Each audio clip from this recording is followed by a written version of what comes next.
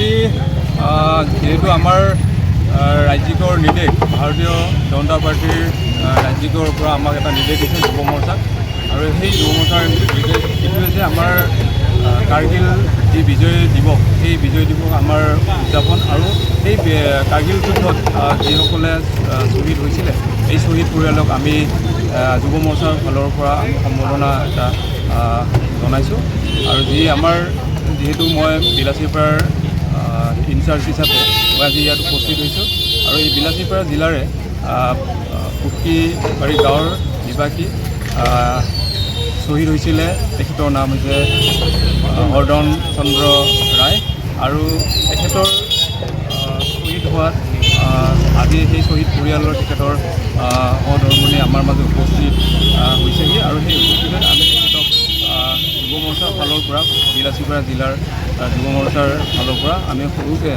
তেখেতক সম্বৰ্ধনা এটা অনুষ্ঠান। মুখ্য অতিথি কোন আছিলে? মুখ্য অতিথি হিচাপে আমাৰ বিশেষ তেনেকৈ ভাৰতীয় জনতা বিলাসীপাৰা জিলাৰে উপসভাপতি আছিলে আৰু কি নাম আছিল তেখেতৰ আৰু সেই আৰু উপ সভাপতি তেখেত উপস্থিত আছিল। কিমান মানুহ হ'লে আৰু মানুহটো যথেষ্টখিনি হৈছে আৰু আমাৰ যুৱ মৰ্চা বিলাসীপাৰা জিলাৰ কাৰ্যকৰ্তাসকল আছিলে। আজি ক'ত কৰিলে এইটো অনুষ্ঠানটো? ক'ত কৰিলে? আজি বিলাসীপাৰা জিলাৰ টাউনতে হেৰি কৰা হৈছে শ্বহীদ বৈদীৰ হয়।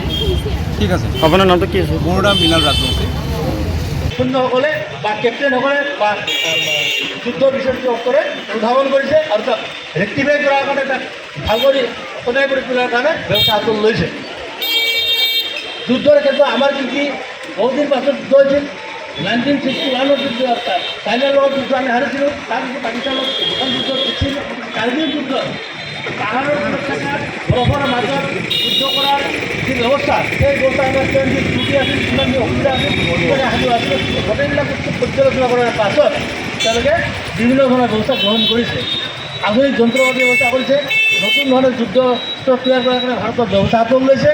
এইদৰে বিভিন্ন ফল আমি লাভ কৰিছোঁ, যাৰ ফলত কাৰ্গিল যুদ্ধৰ পাছতে ভাৰতবৰ্ষৰ যুদ্ধ বিভাগটা শক্তিশালী কৰাৰ কাৰণে আপোনালোকে জানে অৰুণাচল ভাৰতৰ অৰুণাচলৰ চাইনাৰ মাজত সুৰংগ অসুবিধা তৈয়াৰ কৰিছে। ব্ৰহ্মপুত্ৰৰ তলে আপোনালোকে জানে বহুতে যে ব্ৰহ্মপুত্ৰৰ তলেদি ৰাস্তা তৈয়াৰ কৰিছে অৰুণাচল। তাত একেলগে